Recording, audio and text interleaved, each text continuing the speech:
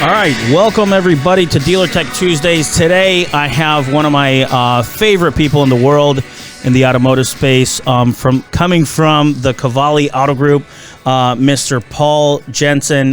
He is in charge of operations of many sorts at the dealership. Has done a lot of mergers and acquisitions, or otherwise known in the dealership world as buy sells, projects, major construction builds, legal. As many people know him in the Qvale Auto Group ecosystem as the guy, right?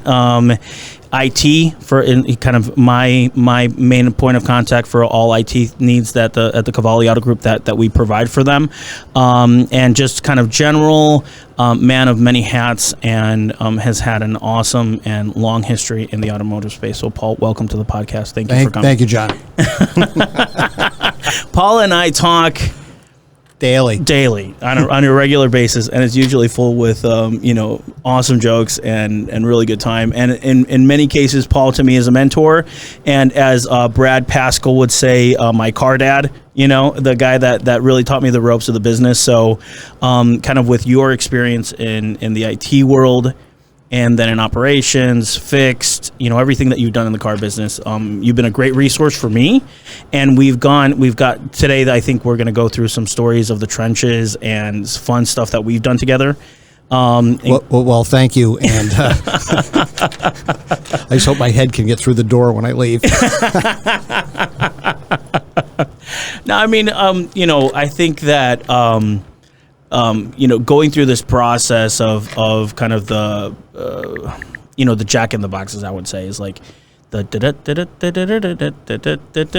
and then boom, what's on the other side happens a lot in the car business, right? Every day. Yeah, and that can go from, responding to a fire in Texas, to a buy. Hey, pop goes the weasel. We're buying a new dealership, or we're selling. We're selling. We're buying. We've got a deal. Yeah, we've got a deal. We got served with a lawsuit today, really. What are we doing? Yeah, that kind of stuff. All that just kind of crosses my desk.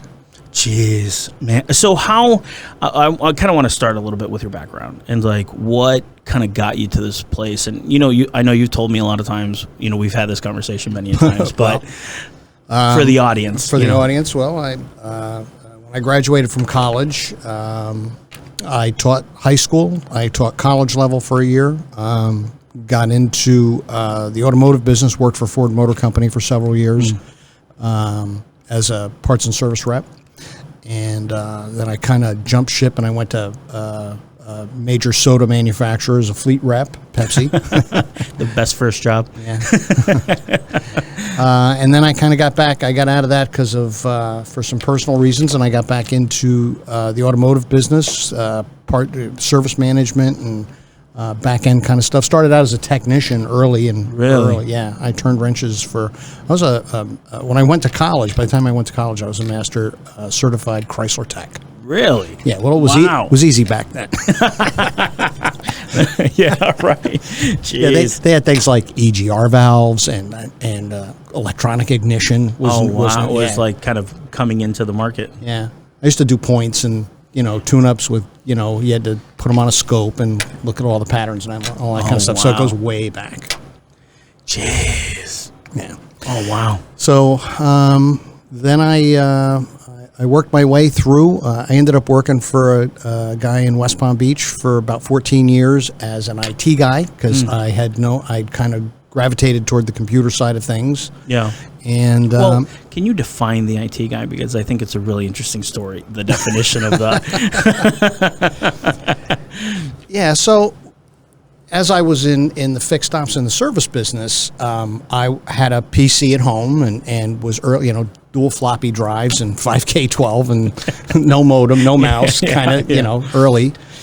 And as that progressed, I ended up getting involved in the DMS systems, the dealership management systems, doing the backups, and then I learned how to run cable and to when we would want to add something.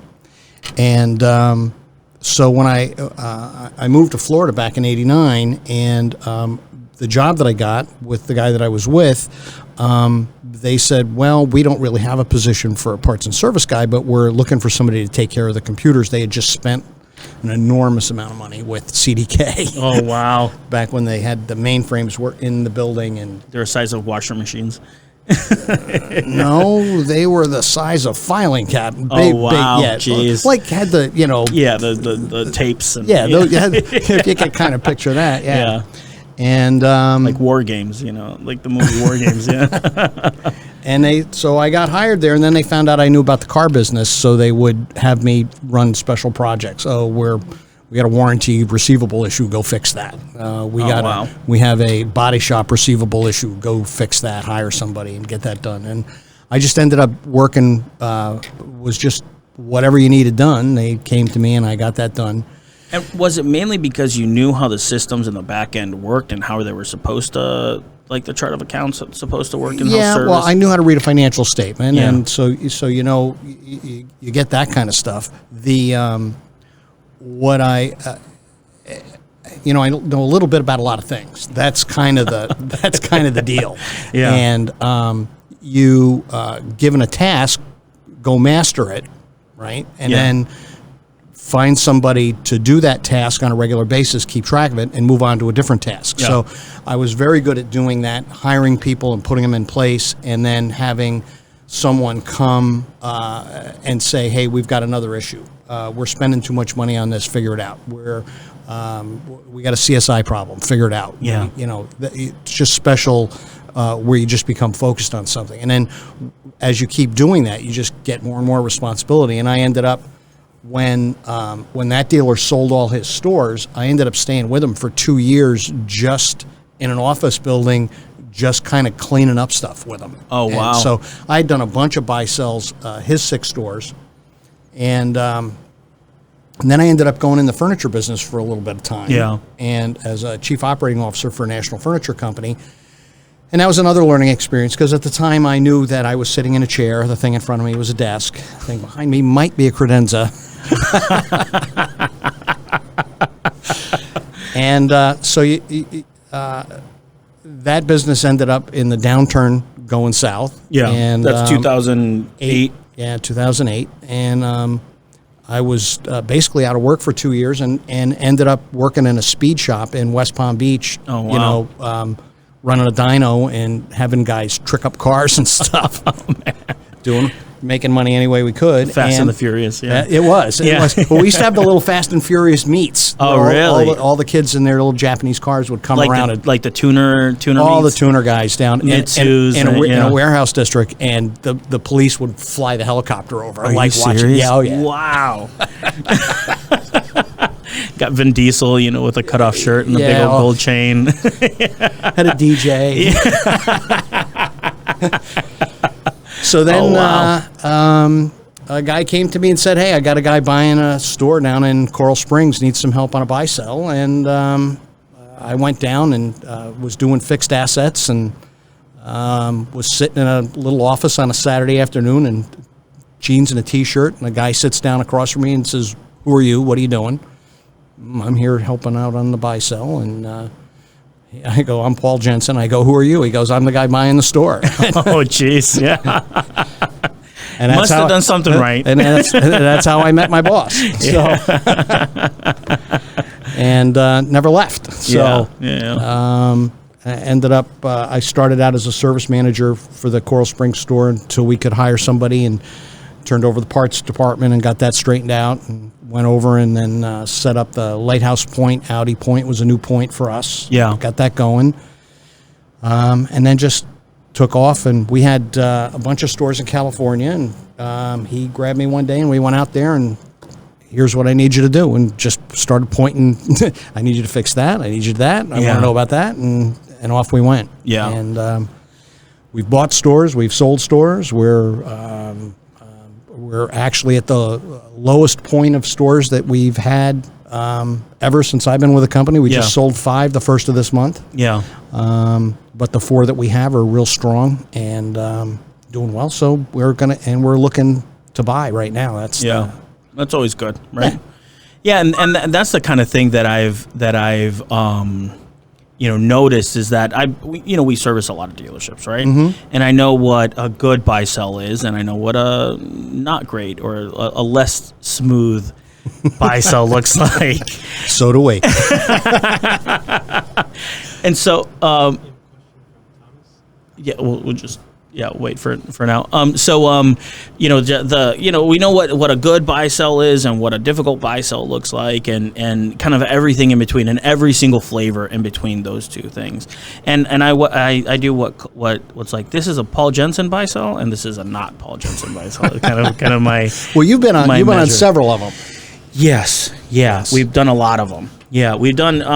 That's kind of where some of our, kind of value add comes from, is how many buy sells we've done and how familiar and comfortable we are with buy sells and how fast we can spin them up. But the biggest thing is like the point for me. A buy sell is something that, in a normal dealer operation, you don't see that often, right? Like, you don't see somebody that has 1 or 2 points doing a lot of buy sells, and it might be something that they do once or twice in their career, and if they're very successful, they'll do many times, right?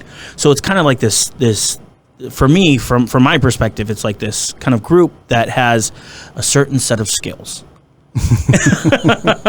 Okay.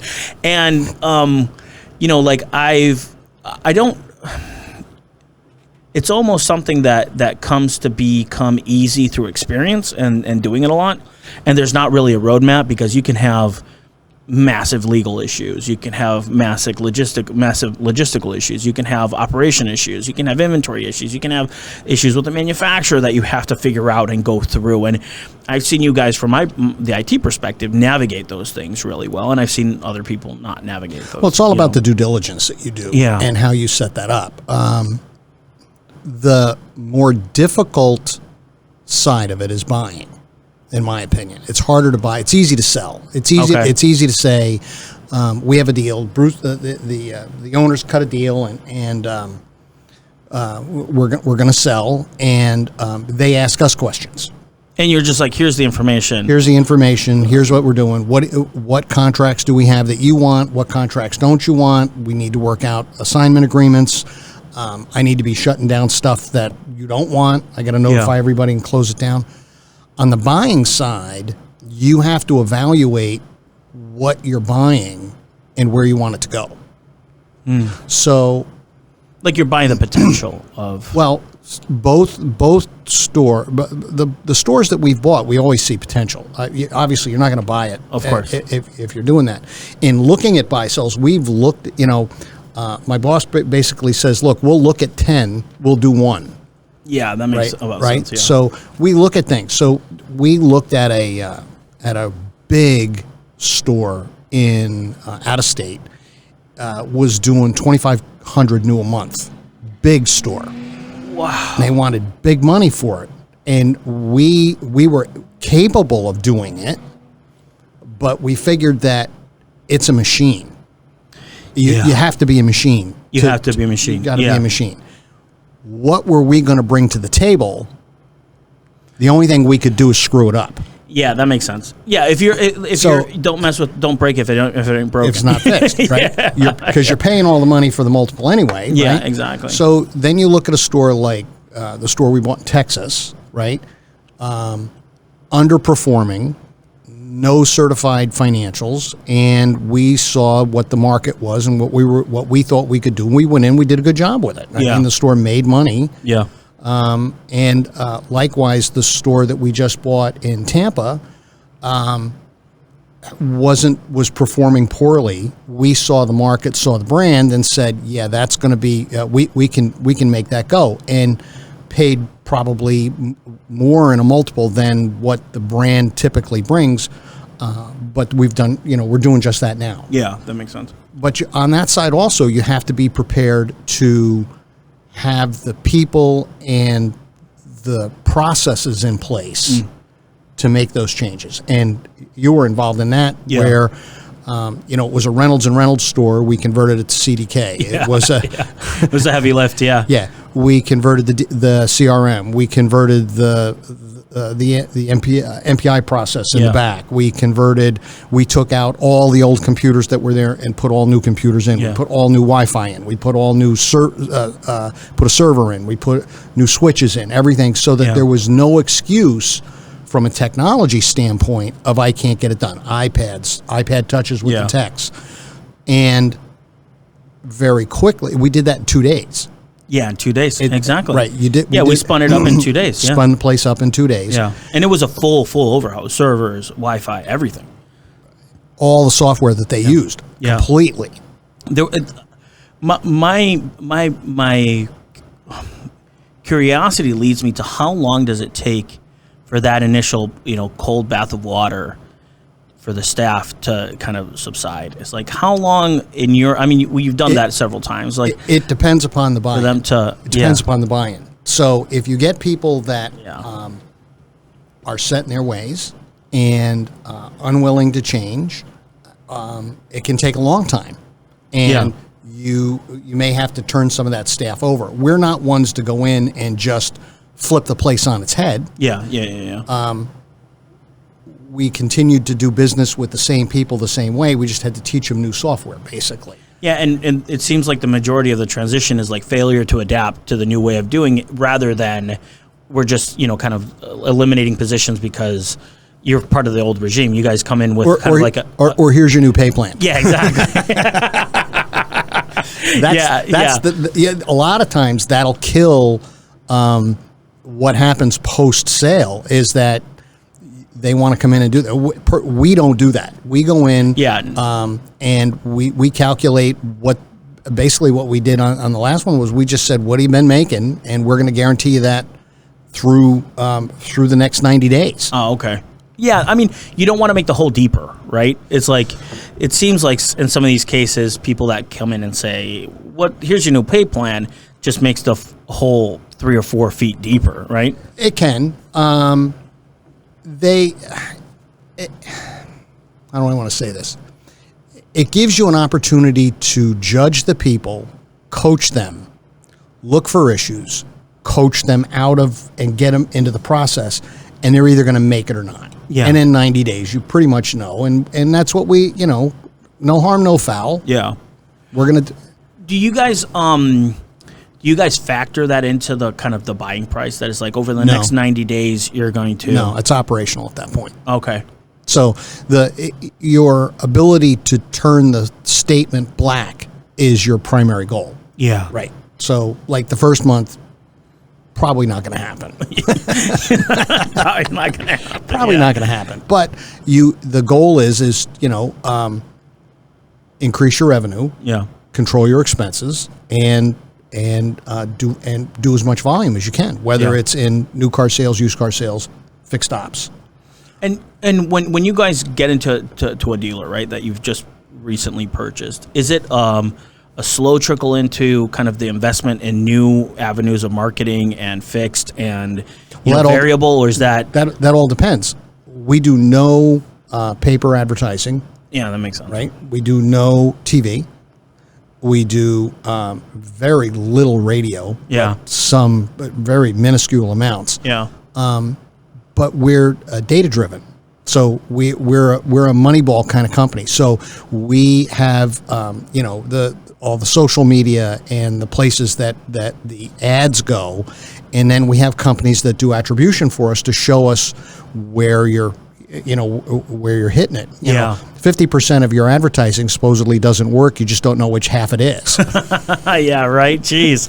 Yeah, and that's when I was at the Mitsu store, we did it was like $80,000 worth of advertising, and 50,000 of it was mailers. I was like, let's stop all the mailers and see what happens. You're selling 40 cars. Let's see what happens. It can't get any worse. Did you sell 40 cars? We sold 40 cars. Right. I mean, come to find out, we sold 40 cars. Yeah, it's like the theory was like, if we couldn't find out exactly where that car was getting sold from, we're not going to do it. Right. So that's beautiful. It's Moneyball. It's Moneyball. It's Moneyball. It's really looking. It's getting on base. Yeah. It's getting on base, and then internally, it's process. Got to have good process. You got to have people that follow the process, and you got to pay plans that reinforce that. Yeah. And so we've rewritten we just changed corporately our process in service in the last year with going to update promise. Yeah, right? Doing that. That's huge. Change because we found that program offered us a complete circle of from BDC to car coming in and write up to getting an MPI to communicating with the customer to follow up, that kind of stuff. So our pay plans for the service advisors now incorporate, they get paid on gross for the internal warranty and customer pay, and then they get paid for CSI. There's a CSI bonus, which is substantial. Yeah.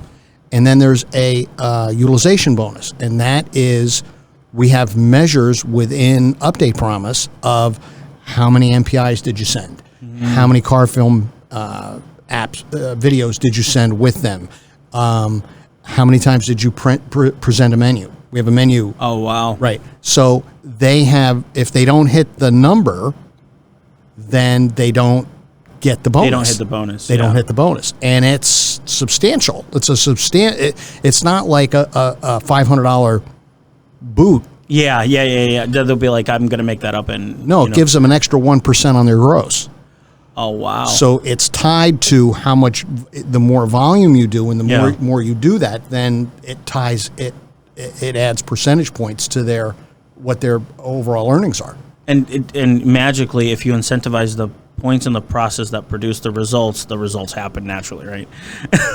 Well, you can, you'll find that people that buy into the process do the best. Yeah. And that's what we try and show everybody.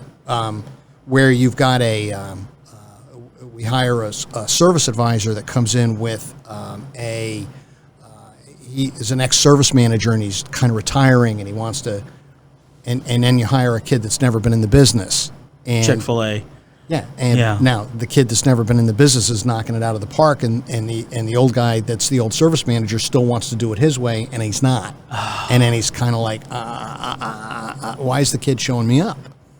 So who moved my cheese? Yeah, who moved my cheese? And it is a who moved my cheese, but it comes down to more of you gotta believe in the process. Yeah, and as a whatever it is, and if you don't believe in the process, what do you think is wrong? Let's talk about it, because we're not hard and fast on what we're doing unless we know it works, or unless you can show me that there's a better way. And yeah, absolutely. And that was kind of our onus a year ago in moving our service product into doing that was we were forced into doing it because of a software limitation on the company we were using. Used Flash, went out of business. Yeah. And so we were, but when you start looking around, you go, wow, that's a great idea. And wow, that's pretty cost effective. And here you go. And then, and like we just had we've actually just created a new position within the company of a technology person. Like a technologist? It's true. Yeah. Is our guy from was running the BDC, has now is traveling to all the stores, ensuring that the processes are working and that the software works, that the hardware works, that if there's glitches, let's get it fixed to move that on. Like a utilization manager almost. It's pretty like much trying to maintain everything at high penetration levels. His job is to make sure everybody makes their bonus. Yeah, exactly. That makes sense. And then magically, everything's in the black. And then the business grows. Yeah. Imagine that.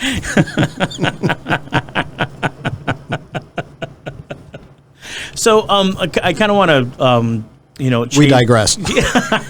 Change gears here a little bit. And, I remember being on Saturday morning, right? I'm sitting at the house and I get a call from Paul Jensen, which never happens.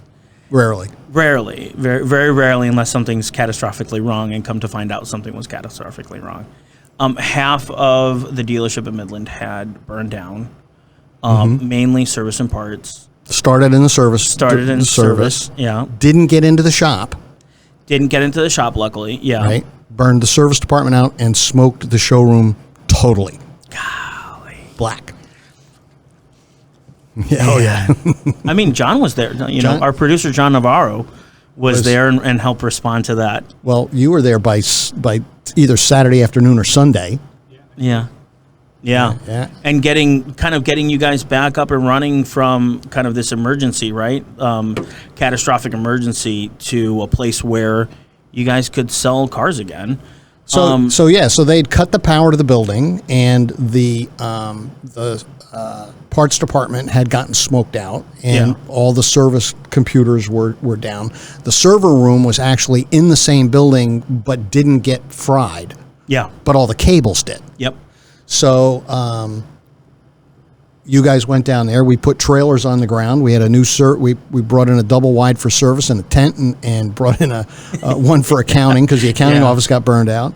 And between Saturday and Tuesday or Wednesday, we had sold like 20 cars on handshakes. On Texas handshakes. Texas handshakes, right? And then we got... That's so cool. Brought everything back up online by Wednesday, and went back and contracted everybody. And then all the handwritten ROs that they had done got put in, and nobody missed a paycheck. And Man, that's incredible. And then 18 months later, we had the place rebuilt.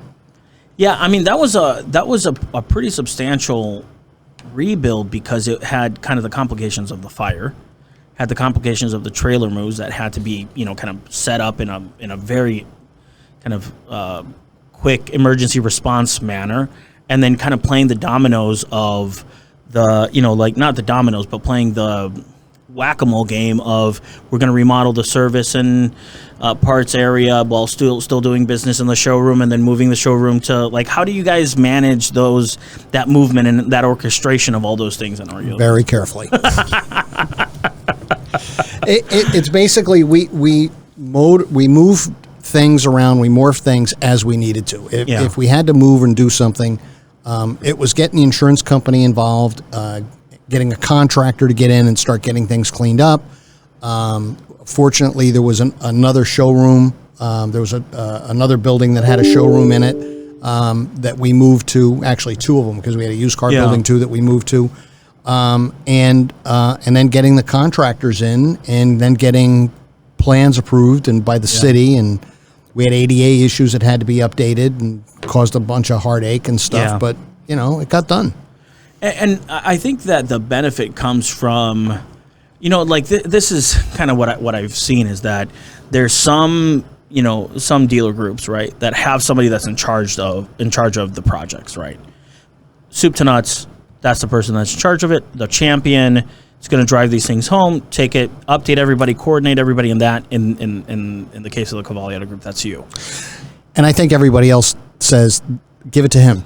Yeah, exactly. But the ownership of it there's a lot of power in that, right? It's like I've seen others that it's like the CFO doing it, or the GM doing it, or the dealer principal doing it, but not really doing it. Well, fortunately, I have a very good relationship with the owner, and if things need to get done, I can pick up the phone and call him and say, "What do you want to do?" And pretty rapidly, and he's a pretty down to earth guy. He doesn't lose his mind. Yeah. And we make a decision, or he'll say, "Let me think about it, and I'll call you back," which he does. Or, those are the big decisions like that. Most of the time, we have a pretty good management staff, and we're not overly staffed at a management level by any means. And so, we'll talk as a group and say, "Here's what I wanted. Here's what I think we should do. Here's what it's going to cost. Here's going to be the time frame. Here's what we, how do we want to approach that?" As a group, we'll put that together, and then at that point, I go to the boss and say, "Hey, here's what we've decided we want to do. What do you think?" And 99 times out of 100, it's go. Yeah, no, I mean that's because it's not necessarily somebody's responsible for it, and somebody's carrying that flag or the champion of whatever it is, and they get implemented, come hell or high water, right? Or he'll come to me and he'll go, "Make this happen." Exactly. But I've seen these responsibilities getting delegated or not taken seriously, and I think it's a huge misstep that auto groups have, that have, you know, the GM / project manager or dealer principal / project manager, and don't necessarily have the skill set, the muscle memory, right? Doesn't have the, kind of the full holistic operational view of the organization. In many cases, fail. And this goes from an implementation of a new BDC all the way to a buy sell to, they all have the kind of same mechanics. And one thing that I've seen in common is that when you put somebody in charge of it on a regular basis, that's always in charge of it, they have this momentum and kind of like muscle memory for things. And it's like, what happens when a buy sell happens? What happens when a major project happens? What happens when a major implementation? They all have the same thing in common, which is you're on the phone coordinating all the people, having conversations, meeting milestones, keeping the, you know, reporting to the boss, and keeping kind of everybody, you know, orchestrating the whole, you know, the circus. And that's, I don't think dealers realize how important that is. Well, now getting back, let's talk about when we did the buy sell on the Tampa VW store. Yeah. So early on, when we started this, we said, okay, we need a list of what needs to get done. I got to get licenses. I got to get permits. I got to get dealer packages together. We've got due diligence. We want to look at this. We want to know about that. All of that. So I took on the role of tracking.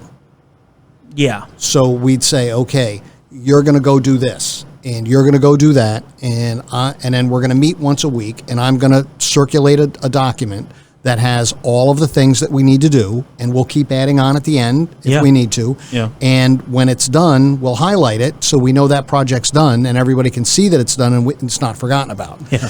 And we did that right up until the closing. Yeah, absolutely. And you would coordinate with me on the IT side, and you'd coordinate with, you know, the accounting team on the financial side, and everybody started getting on the same page of what that was. Right. We had somebody that was working on the dealer packages, and so a lot of times when you're when you're doing a buy, you know, you have to get approved by the manufacturer. Yeah. You have to have your level of your letter of approval to get your dealer license. You can't do that until you own. You know, that all has to happen. So a lot of times that'll require information that the individual filling out the forms doesn't have. Yeah. That's 90% of the problem, right? Right. Yeah. So a lot of it she did have, but a lot of it she didn't have. So as she would send emails out, hey, I need, we would put that on the list, and then we would assign that to somebody. And then by the following week, did you get that information? And so you're constantly having to keep yourself on track to meet a closing date. Yeah. And, you know, on the last, we just closed a 5-store deal on the first of the month. And that was we were selling at that point, and we were hustling to get everything together, and they hustled us up on a closing date by 2 weeks. Yeah. And then terrible. They couldn't meet it, and then it bounced it back a week. And then so everybody's just kind of, you know, you're flip-flopping like a fish in the bottom of the boat. Yeah, and tensions are already high, right? I mean, tensions are high, and there's a massive negotiating and posturing on both sides, and like it's getting because the deal's not done until the money's in the bank. Yeah, exactly.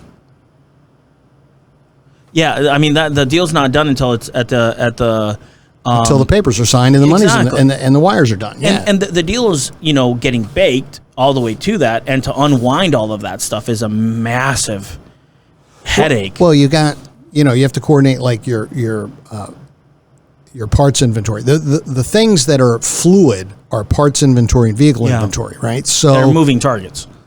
Right up until the closing table. Yeah, right? Until the last part is closed for that day, that the parts inventory gets updated, and, you know, well, you do like a true up. Well, you bring an inventory company, and now in this case, we brought the inventory crew in 2 weeks earlier than we got closed, and then you have to do a sold by sheet to track that so that you know what the true inventory is at the end.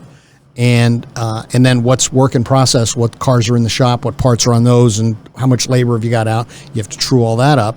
And then there's the used car side of it, where you got 100 used cars. What are you buying? Because you negotiate that at the end. Yeah. And they want to, you know, we did this one we did on a closed bid. Give me a number, and we're going to tell you yes or no. Oh, wow. Right? And we know what we want for the car, but we were in a unique situation with the used car market as it is today.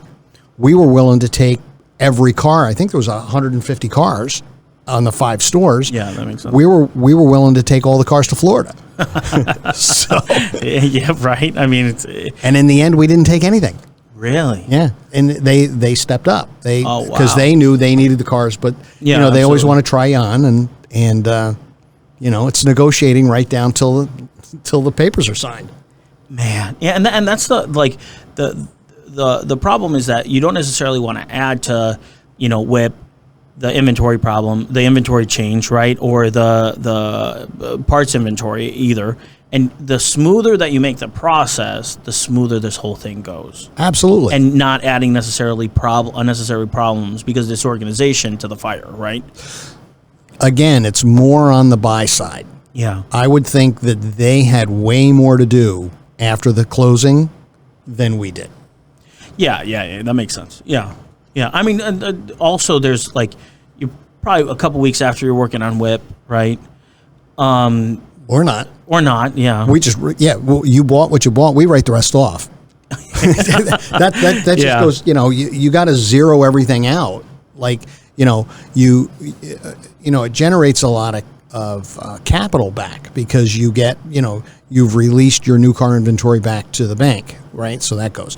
You've sold your used car inventory, so that turns into cash. Okay, here's the titles. Yeah. Your parts inventory now belongs to them, so that's gone. So you have to zero all that out. You have to. We still have warranty claims we have to process after the fact and get paid. You have, then you have the. This bill was yours and this bill was mine, and there's proration going on. That's kind of mopping. That's what you have to do in the mop up after the fact. That's what we're doing. All the way back with Swickard on some stuff. I still have stuff crawls out from underneath from a year ago. Yeah, but that's also why it's the relationship between the buyer and the seller should be still good, because there's still some open ends that you want to tie up on both sides. Hopefully that's true.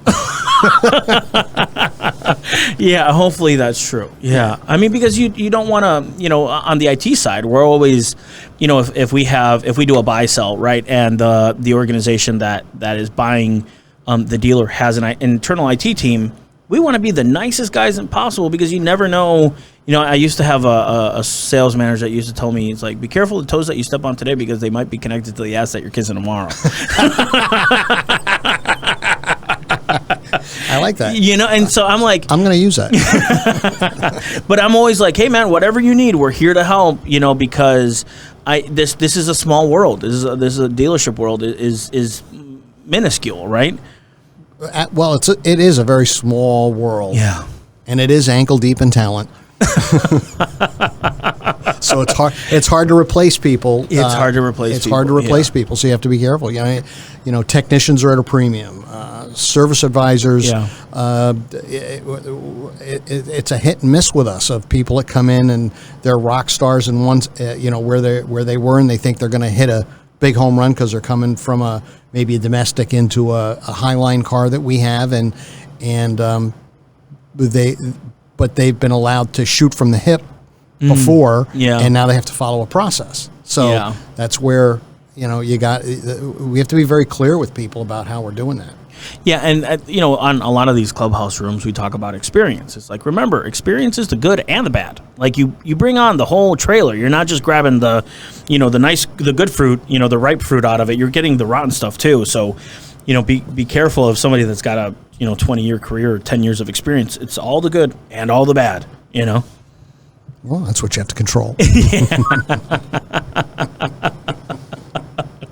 Jeez. So, I mean, just talking about, going back to the buy sell question, is that what are some best practices that you've seen from making sure things are set up for a smooth transition buy sell wise, and what are some things that you want to avoid at all costs?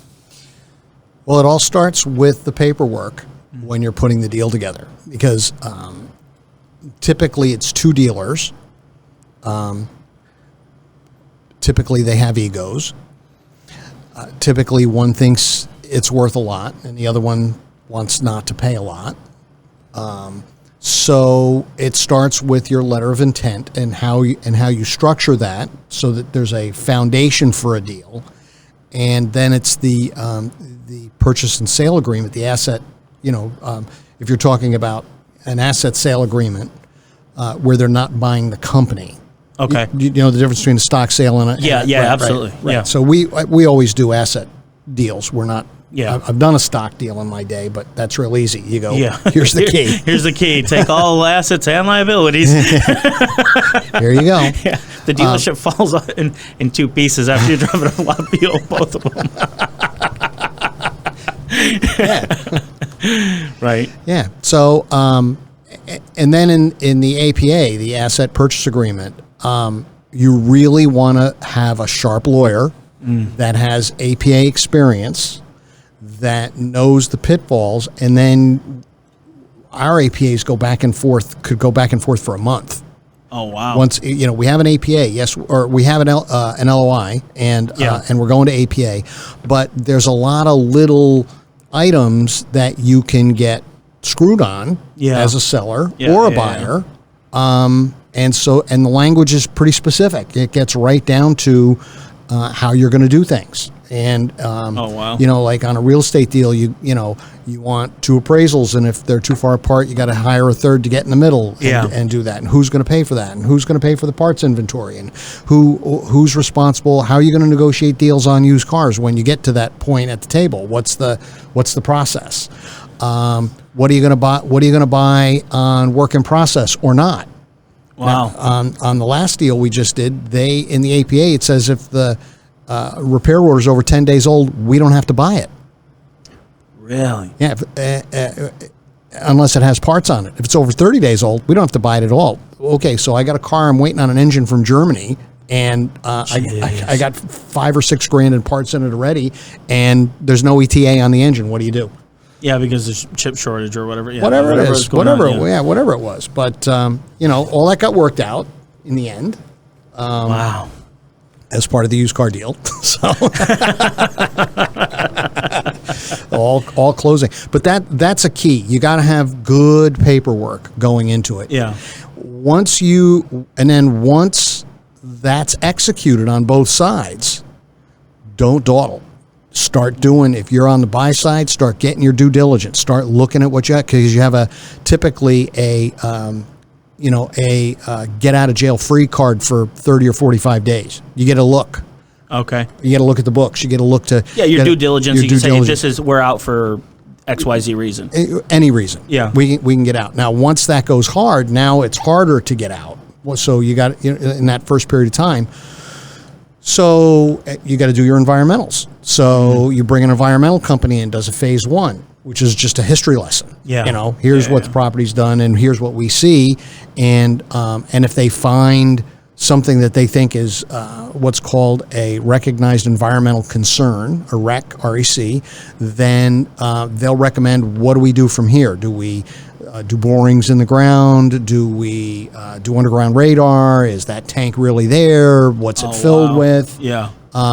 That can cause a lot of consternation and extensions on time until you get it. Because on the environmental side, once you occupy the property, you're responsible for it. Yeah, it's yours. It's yours. Yeah. And so even if it was a gas station or a plutonium, there's got to be you need a line in the sand. Yeah, that makes sense. Yeah. We had a store in West Palm Beach that was on a corner with two gas stations that both had leaky tanks, and we had in-ground tanks.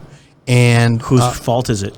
It's a Superfund site. Yeah. It's seriously a Superfund site. We had to pull the tanks, remediate the ground, right? Dig all the bad dirt out and put it in an oven, and then bring it back and put it back in the ground, and then pave it over, like kind of thing. Put monitoring wells in.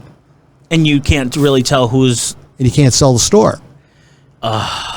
So you got who's going to take on that liability until you've gotten a clear bill of health. Yikes! That took 5 years.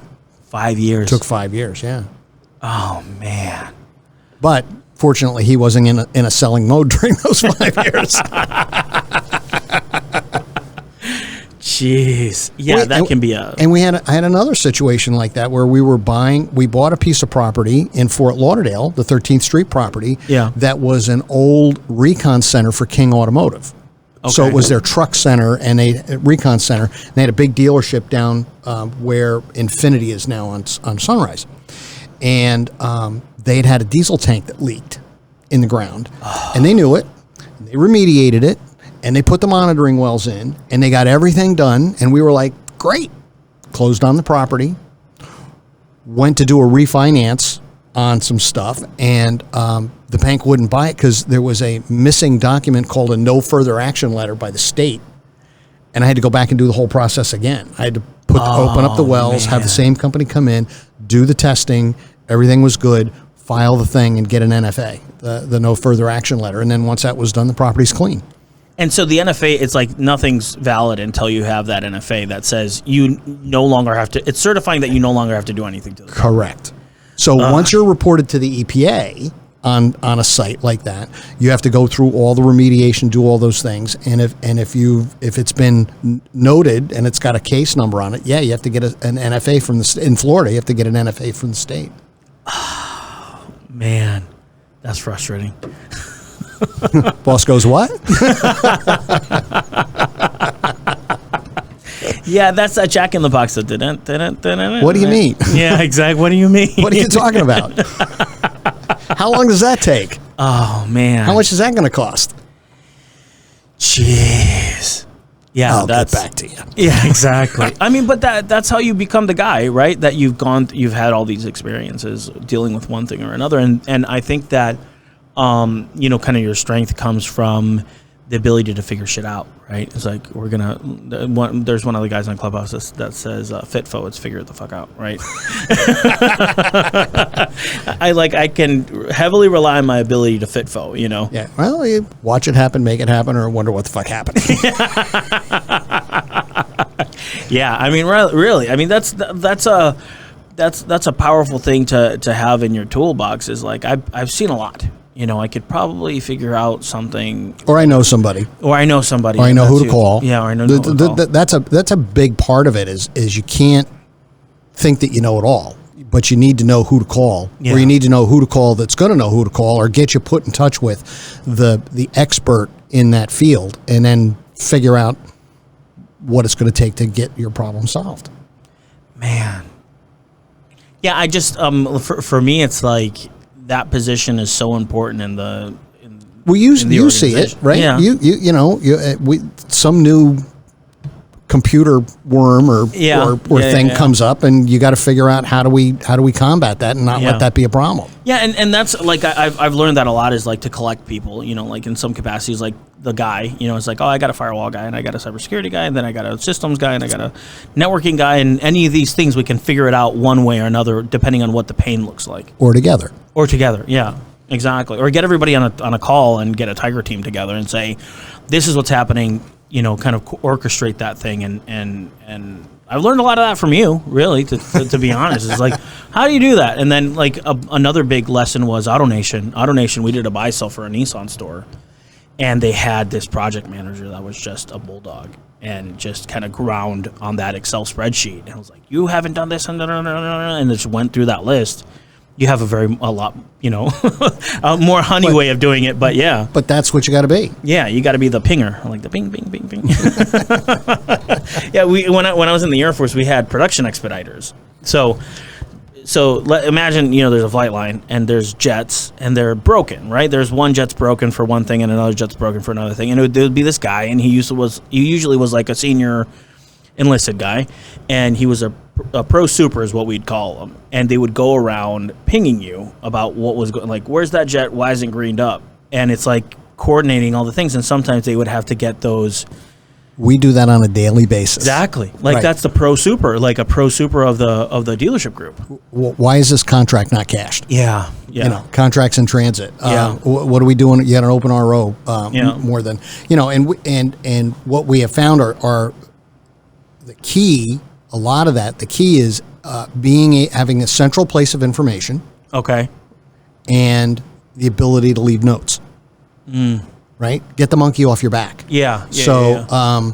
Why is this repair order open for more than 30 days? Well, we have a nationally back-ordered part.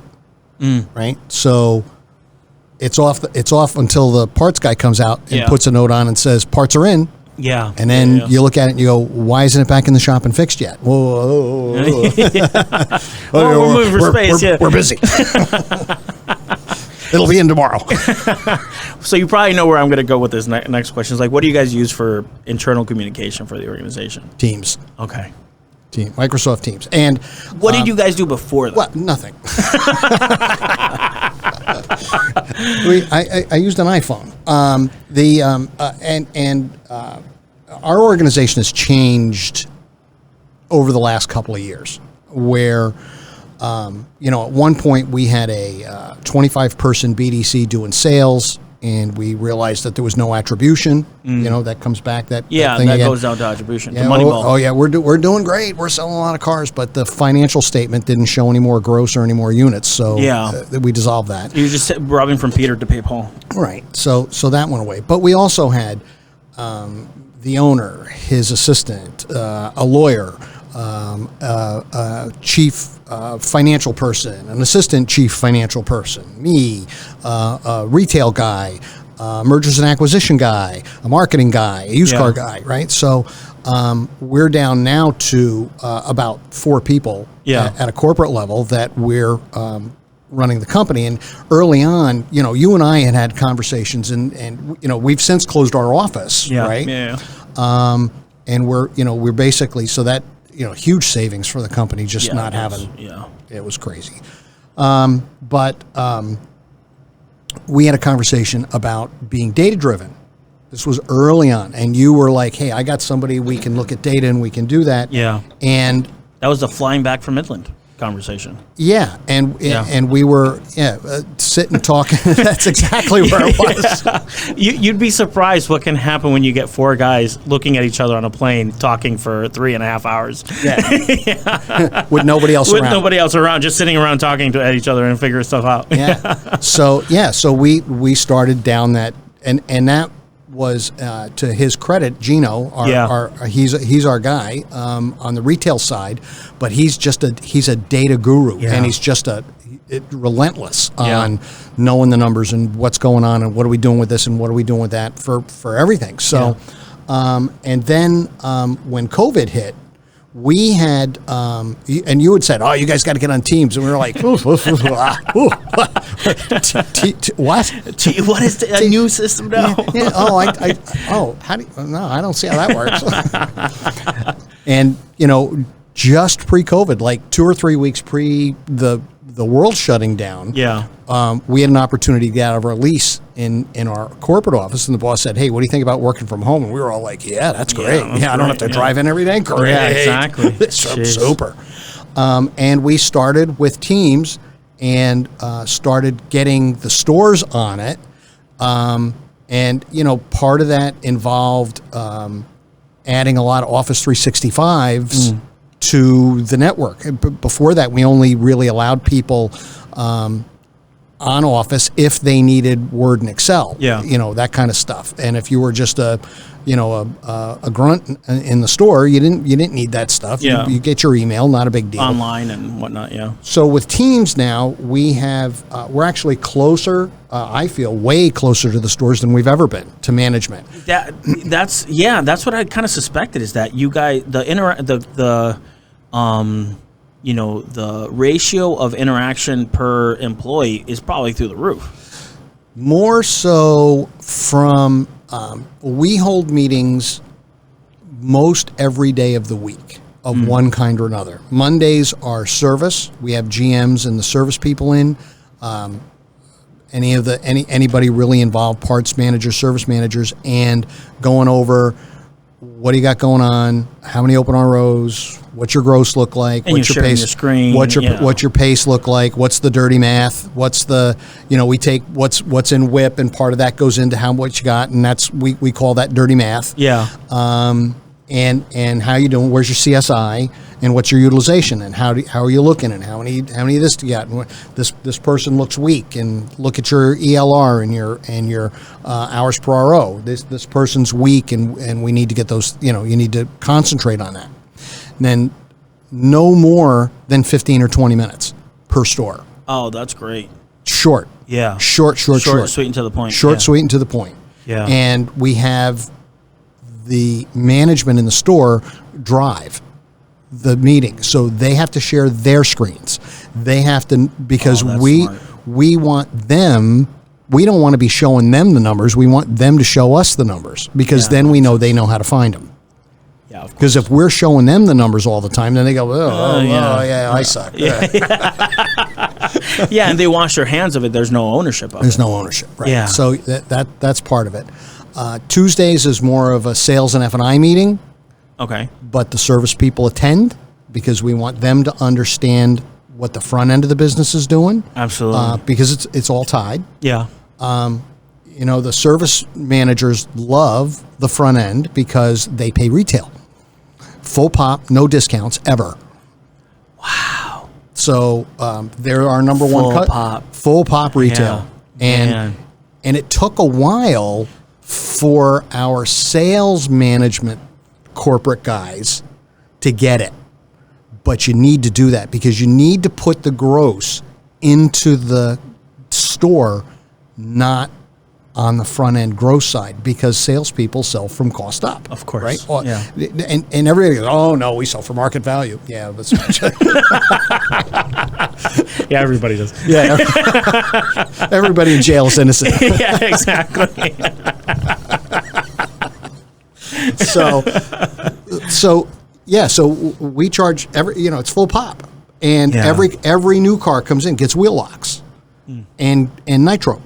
And, we don't sell a nitro program from Nitrofill, but we sell a Nitrogen for Life program that says, if you ever need to have your car regassed, just bring it down, we'll do it for you. But you got to have this piece of paper. Yeah, that makes sense. Yeah. And you buy that. That's it's an F&I product. Yeah. And so we're all big on prepaid maintenance because that brings the cars back. And you have to become a tire and brake center, and you have to have good MPI process to highlight that, and you have to be competitive in doing those things. So anyway, on Tuesdays we do that. So this morning we had our meetings with the stores, and then Wednesday's kind of open. Thursday is another sales related call, short and sweet, and then Friday we do another service call. Again, oh, wow. They're only 10 to 15 minutes each, and it's less now because I got 5 less stores as of the first of the month, but it's the same format that we've been doing. Wow. Yeah, and one thing that I have noticed about you guys is that you're more of a service-driven organization, fixed-driven organization. Than variable. Gotta be. Well, no, I wouldn't say more than. I would say you just gotta be. You gotta sell cars. You got to make, in today's world, you got to make gross on the front. But the muscle memory that you have from fixed is a completely different lens to look at the organization than from a variable side. I think the incentives are set up incorrectly. That's kind of my when you say 30,000 view. What incentives are set up there? So, like on the variable side, like if you have somebody that has a very, very strong variable past, right? They're looking at the 30th day of the month. Right, and that's every time they're looking at this, this sprint race, right, from day 0 to day 30 or 31. See, I don't think we look at it like that. No, you don't, and that's right, but there's organizations that do. Oh yeah, we don't look at it like that. But I think that comes from a deep understanding of fixed that you not only, it's Bruce day to has day. that, but that Bruce comes from that background. Yes, it's like how does an organization I was kind of posing this question to the group to the Clubhouse group what is better, a GM that comes from who has more tools in their tool chest, is a GM or an owner that's come from a variable side, or a GM or an owner that's come from a fixed side? I'll tell you, it's fixed. Yeah, that's what I think. I agree with you because it's the fixed is a day-to-day process. Exactly, it's every day. And process and long arc driven. If you're not maintaining your alignment machine, your service manager says go fix the alignment machine because that makes us money. You know what I mean? Whatever that looks like. Yeah, it's kind of a different way of looking at things. Yeah, you have to make sure that everything's like that. But every day new people drive in. Every day you write new repair orders. Every day you close repair orders, and you do volume. Yeah. It's not a customer comes in on the up bus and on the up bus, exactly. Yeah. and wants to buy a car, and you spend 4 hours in the showroom with him, and you blah, blah, blah, blah, blah, get a deal, and then off, and he drives off in a new car, and you go, It's okay, like, I got over that thing. Yeah. yeah, one. Yeah, exactly. And I think in variable, in fixed, you guys see it more as like a lifetime cycle of It's an everyday thing. Yeah. And you got to keep going, and you can't. Not only do you have to have good write-up, but you got to have good process in the shop, and you got to be able to have good salespeople working with your customers. Then you got to get the tickets paid and closed. Yeah. And that's it's very just process driven. And that's just as hard. And then most dealerships, you look at how many open ROs you have. You got a busy service department. You might have, 100, right? Maybe 150. Look at it at the end of the month. There's like 30. So why couldn't you do that every day of the month? Why did it take you to the end of the month to close the tickets to put the money on the book? If we see that, it's bad management, right? That's a. Do you know the brown M&M story? No. Oh, is that the? Tell it, please. I can't think of who the artist was. Is Van he Ozzy Osbourne? No, Van Halen or Okay, somebody like that. It was I can't think of who the artist was, but they would they had very complicated and extensive contracts on their concerts. And one of the things that was in their concerts was, we want a big bowl of M&Ms, no brown M&Ms in the bowl. Jeez. So when they would get, and everybody would go insane, why do these guys want no brown M&Ms? And then when they would get there, if they found brown M&Ms in the bowl, they knew that they hadn't read the contract or didn't know what it was, and they would start scrutinizing everything. Oh, wow. Yeah, So- it's attention to detail. Yeah. It's attention to detail. So and it's a canary in the coal mine. It's a canary in the coal mine. So we see high open ROs mid-month and low open ROs at month end. That's a brown M&M. You got a process problem. And that's what you have to look for, the brown M&Ms in everything. What's wrong with this picture, and then how do we address that in a way that is effective and gets the people to buy into it? Because that's the big thing. It's all buy-in. Because you can't. What did if you beat people over the head, that's abuse as management. But you can't beat them over the head. You got to lead them to the way to getting it done. Yeah. And really make them think it was their idea. That's ultimately, if I can make you think it's your idea and you got it done. Yeah, you're brilliant. You're brilliant. Yeah. And we had a partner manager in a series of our stores at one point that was extremely. He'd trip over a dollar to pick up a penny and wouldn't invest any money into the business, and just was like, no, I'm not, and was abusive to the people. And when they'd quit, he'd just pay them more money to stay, and it just It's a really expensive way to doing things. Yeah. Well, he thought he was doing great. Yeah. And that's kind of what you got to look at is you got to have the ability to look at what's going on around you and look for the brown M&Ms and fix them. Yeah. Yeah, and that's kind of like from my perspective is to see, like, there's two ends of the buy sell. You're either getting all the money for it and you're leaving because you're getting all the money, right? You got a great offer, or you've cut all your way to a sell side of a buy sell, and you haven't adapted to the new time, and then you're suddenly like, where's my cheese? I'm sitting on this 25 million or 16 million. I'm just going to sell it and I'm going to get out of the business. Like, those are almost like seem like the two spectrums. Well, you have Like the two ends of the spectrum. two ends of the spectrum. So buying, the big groups are always looking to buy, and they always pay all the money, and and they've got a process that they That's get that done. They're playing a different game. Well, it's actually the same game. Okay. It's At a different scale? At a different scale, yeah. Yeah. But we'll look at 10 stores before we buy one. And when we're looking at them, we just want to know, the best things we buy are things that are broken, where we can look at a financial statement or a series of them and know that it's broken. Look at at what's going on, and where are you in the market, and what's your market penetration, and where's the brand going. Sometimes brands are not good. I mean, we had a couple of Hyundai stores out in California at one point in time that it was just a very difficult brand to make money with, especially in a California market. Yeah. So, those got sold. And somebody bought them, and somebody's still there, and somebody's still making money, and that's okay. Yeah. But it didn't fit with us. Yeah. You got to watch where you're at. I'm glad we're out of California. Oh yeah, California is tough. California's tough. Yeah, California. So now tough we're Florida based, reasons. and now we're looking, what's available for us in the southeast. Yeah. Yeah, that makes sense. Basically within a plane ride. Within a plane ride. Yeah. Just draw a 600-mile radius around it. Yeah. Draw a line to Atlanta and make an arc. Yeah, exactly. Yeah, really. Jeez. Man, that's so. How have do you think that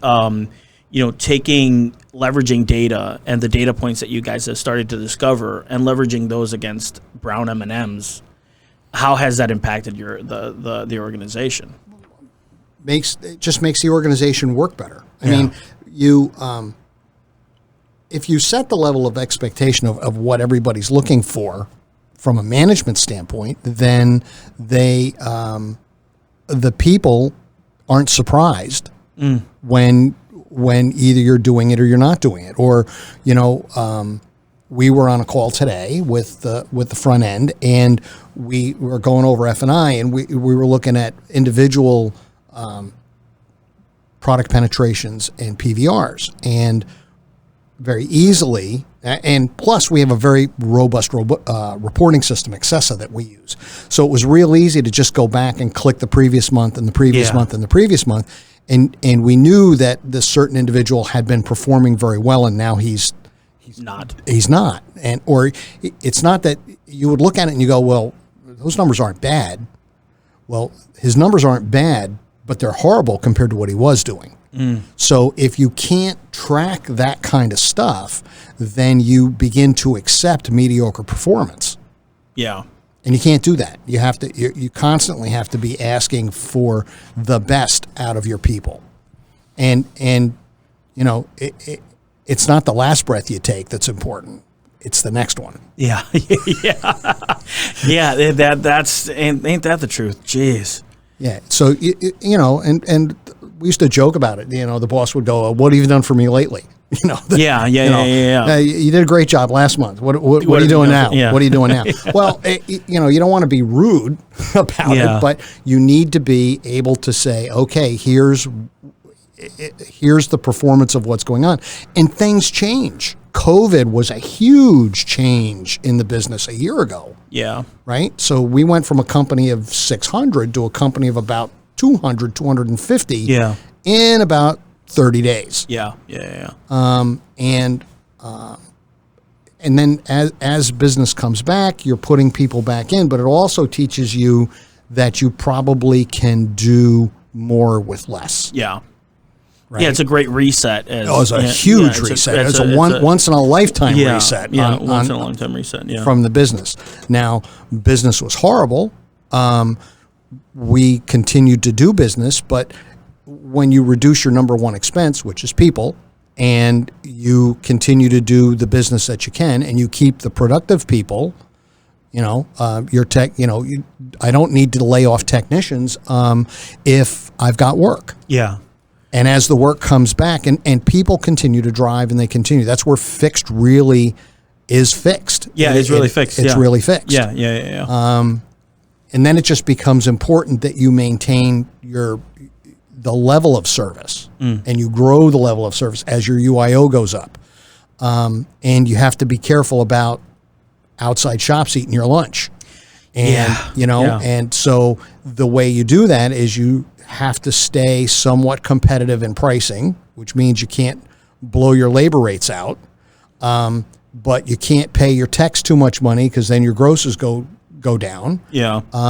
And you've got to have good CSI. The people that are coming in on a regular basis are are telling you that you're doing a good job. And by and large, like our South Florida stores are typically 1 and 2 in the region, if not the nation, in CSI, month after month after month. Yeah, absolutely. Process. It's all process. All process. Yeah. It's all process. Yeah.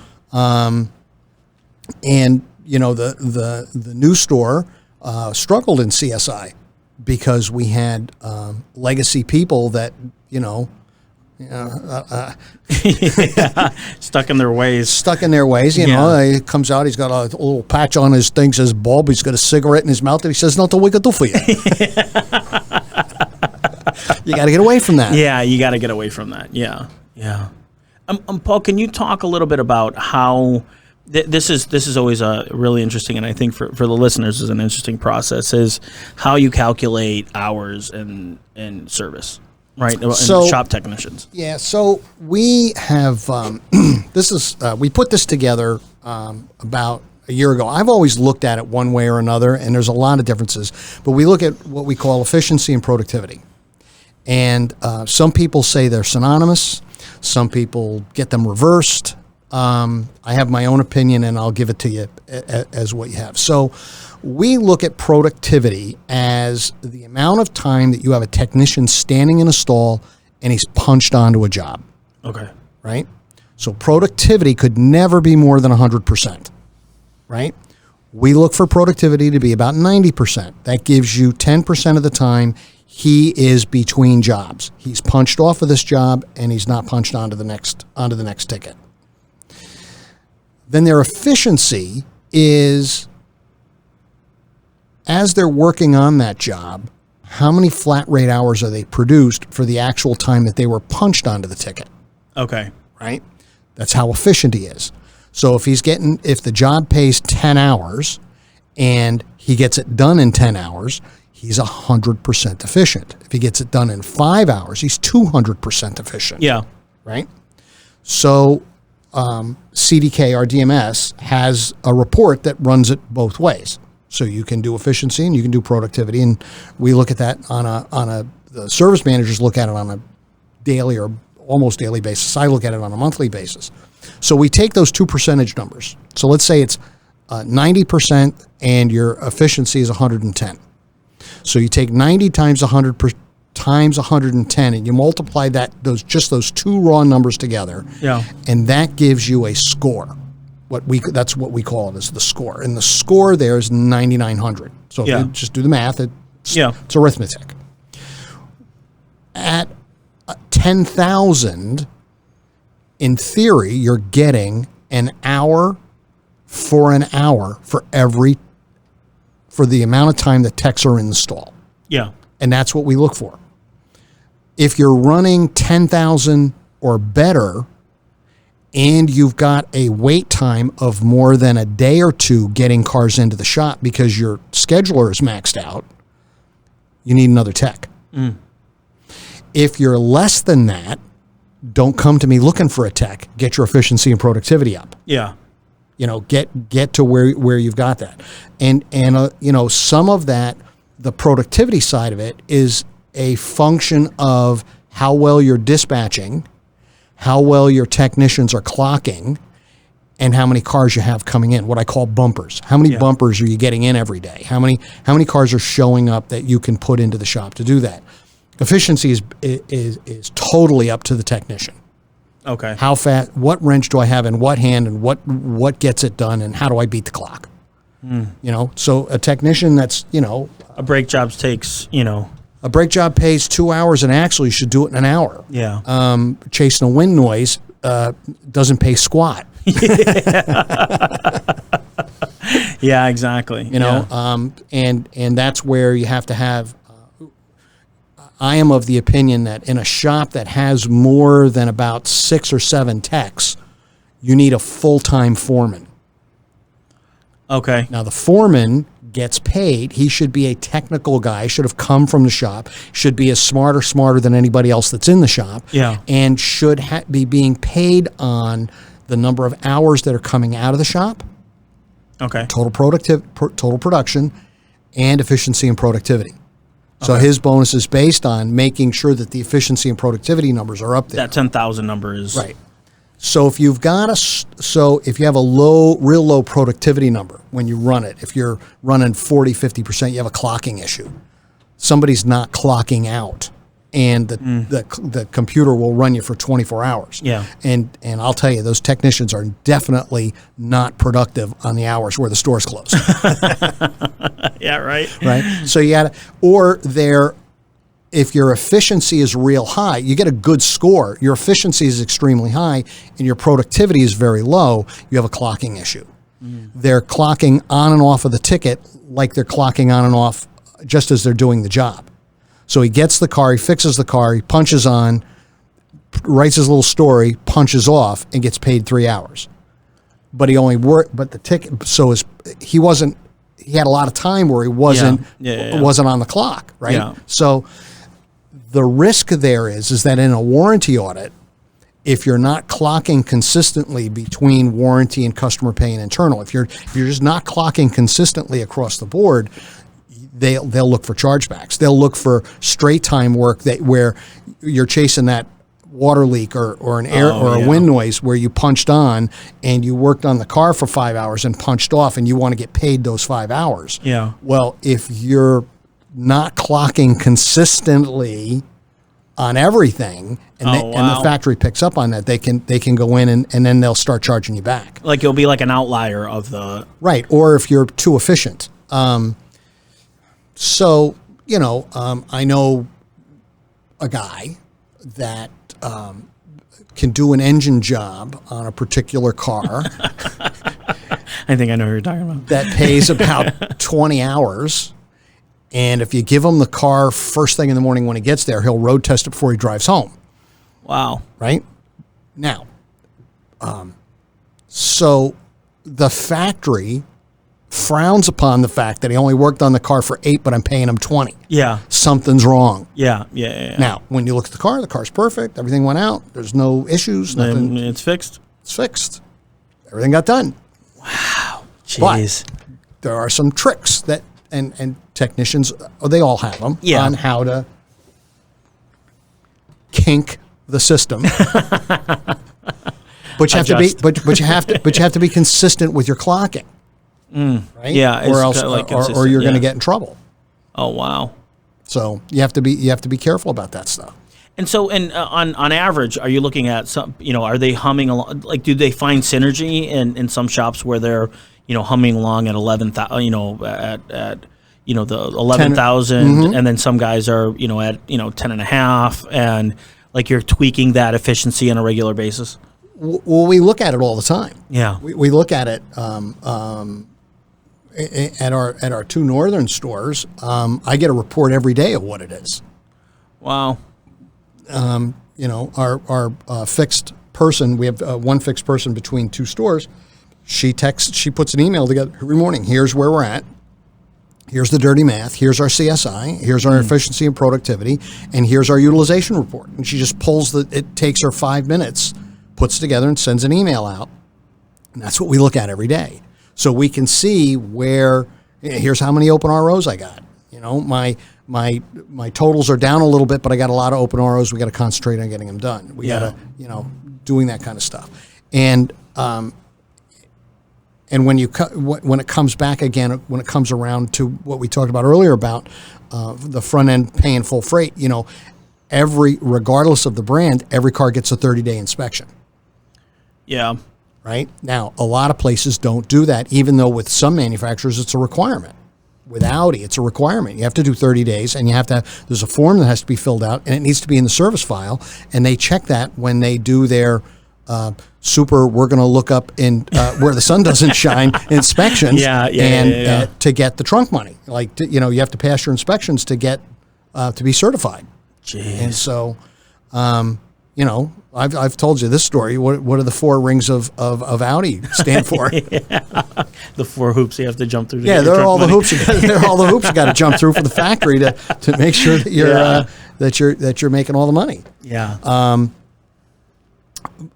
So every car gets a 30-day, which means the car technician's got it. We have to write a repair order. Technician's got to get the car. They got to start it, drive it, bring it in, run a battery test, drive it around the block, and park it. Yeah. Make sure that everything's working. Keep the brakes from rusting. Jeez. Yeah, I mean, I think that, kind of to some... And we put that cost back against the car. Yeah, I mean that's your kind of almost natural holistic pack to it, that you're gonna keep the money inside the dealership rather than giving it to, at the variable judgment of the sales guy to give away or not at the vehicle if you're gonna be losing it anyways. We do that, and the front end still makes money. Yeah, exactly. That's Yeah, it's like Once the sales manager gets over the fact that they still make money. They still make money. Yeah, exactly. That makes sense. Yeah, and I think that kind of to sum this whole thing up is that you guys over the past, we've been working together for a long time. I've seen the evolution of the organization transfer to like as technology has kind of increased, is to a hugely data-driven operation, and I think that you guys and mainly make decisions not from gut but from facts like data, right? Rather than it comes back to the Moneyball thing. Yeah. So you got to manage by data. You got to understand, and you got to take that out. Now, some of that also means that you have to invest in the technology. Yeah. Right. You have to find the best software package. Yeah. CDK is not the end-all, Tech be-all stack, of everything, because it's got all these little bolt-ons that you need, or you got another program that runs better than that. So you have to find what works, and the people have to take ownership of whatever it is you're putting the processes in place. Otherwise, it becomes closetware. You got hardware, software. And vaporware, and closetware. Closetware is where all that technology ends up in a closet. Nobody looks at it. Yeah, and you're still paying for it. You're still paying for it. Right. And not only you paid for it, you paid for the selling of it, the training of it, the install, getting spun up, and how much right. it was going to potentially do, and the time that you lost, and the whole kind of ecosystem of. I think that's one of like the major hidden costs in a dealership is that these graveyard of initiatives that is the IT room, and I talk about this a lot. Is like the IT room is the graveyard of great ideas. It's like full of it sometimes. That and then again, you also have to be prepared to doing what needs to be done to meet your goal. Now, when we took over that group out in California, they were still doing licky sticky daily time and job tickets on repair orders. They would go to the computer, they'd open a repair order, print out a work order, but when the technician went to log on, he hit a time clock with a and then like an analog input. Well, you'd snap it on, snap it off, and then you'd take you'd tear the little tag off and lick it, stick it on the back of the RO, and that's how you calculated how much time you had in it. That's wild. Integrating and the systems are so robust. There's no reason you wouldn't do that. So you integrate all of that stuff, and then at that location there were 5 Netgear Wi-Fi networks, and I remember them. and we had to take all them out, and we had to redo all. You put in a robust Wi-Fi system, and then when we decided we were going to put iPods in the hands of all the technicians to do their videos, that was huge. Yeah, and then the iPads in service advisors for doing write-up. We found that the Wi-Fi system wasn't robust enough because we hadn't put enough access points outside or in the shop, and we were running into problems. So you have to say, hey, here's what it's going to take. Roll it up, get it done, and we did. And from my aspect, I don't want to hear that I can't get it done because of a technology thing. Removing excuses. We take the excuses away, and. If it's a software problem, get it fixed, or find out, or move away from the product. If it's too glitchy, move it away from the product. And that's the biggest thing is that I think that when somebody owns the process, they can get away. They can do away with those excuses. It's like when that's somebody's, like when the responsibility falls on kind of everybody, it falls on nobody. And I think that that's kind of one of the key components of it. Ownership is really ownership of the process, and that's from your side and from Gino's side on whatever that looks like. It's going to own that process and going to implement it fully and give it a full shot, rather than give it this kind of half shot that doesn't necessarily. Or you install a product and walk away. Yeah. Nobody looks at it. Oh, it's great. Oh, greatest thing since sliced bread. Yeah. You come back a month later, nobody's using it. Nobody's using it, exactly. Right.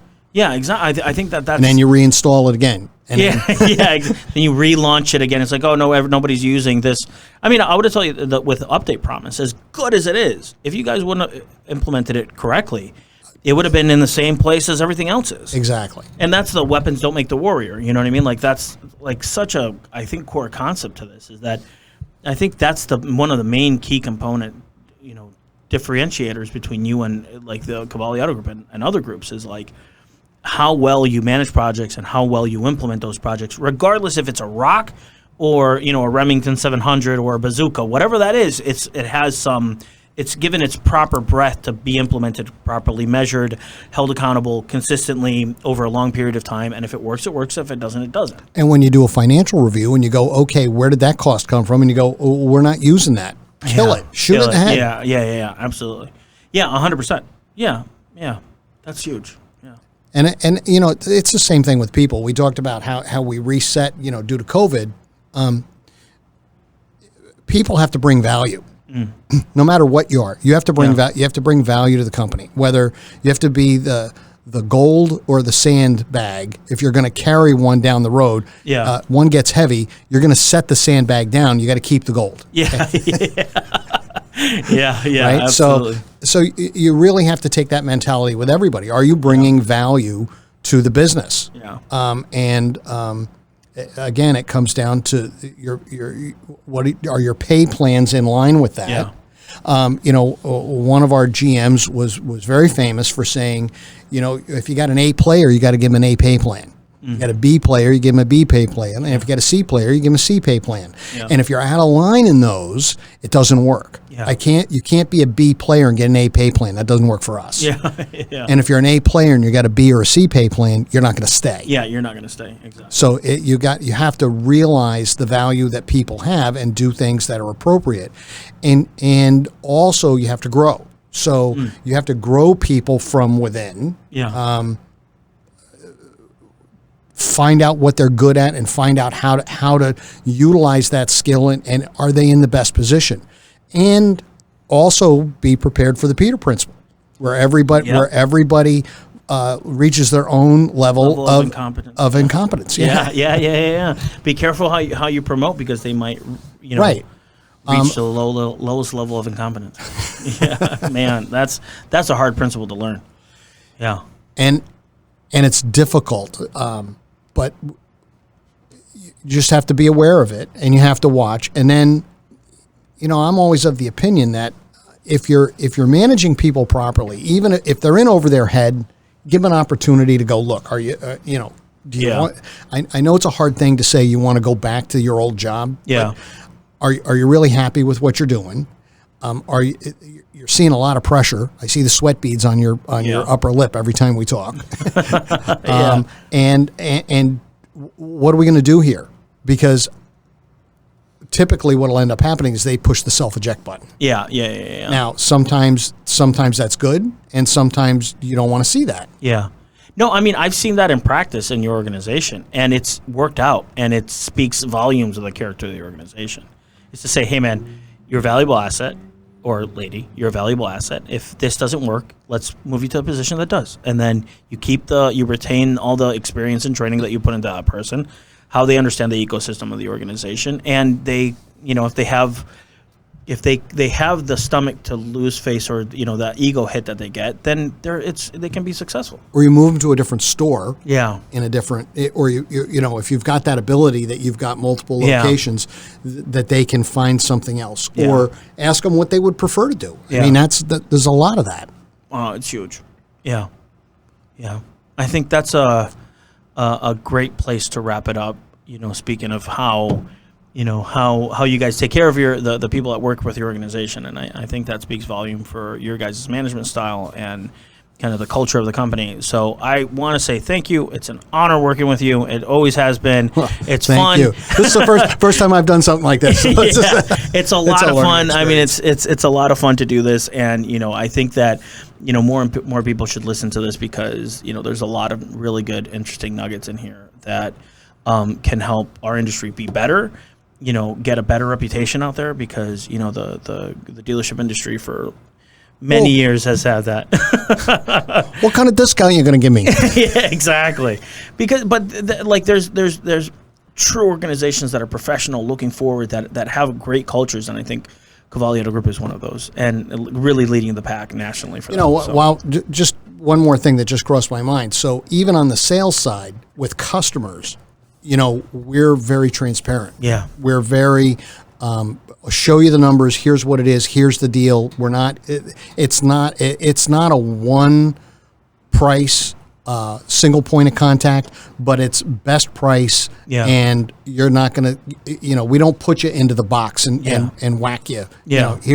Here's what we think. Other people that buy cars in your thing. You got kids and dogs. You probably should get seat protection. Yeah. Yeah. that kind of thing. Have you ever had a flat tire? You can't patch them. You only buy new ones. So you might want to buy our tire and wheel program or that kind of stuff. Or you live in a high crime neighborhood. Maybe you need a low jack. That kind of stuff. Yeah, so, you're not ripping people's faces off. Which is that's especially in this market builds value. It builds value. It's all about value. Yeah, it's all about value, and I think that you guys have that in spades. And it's been awesome to really learn from you guys, and thank you for doing this, and I really appreciate. Thank you. So. Thanks for having me. All right, thanks everybody. We'll see everybody next week.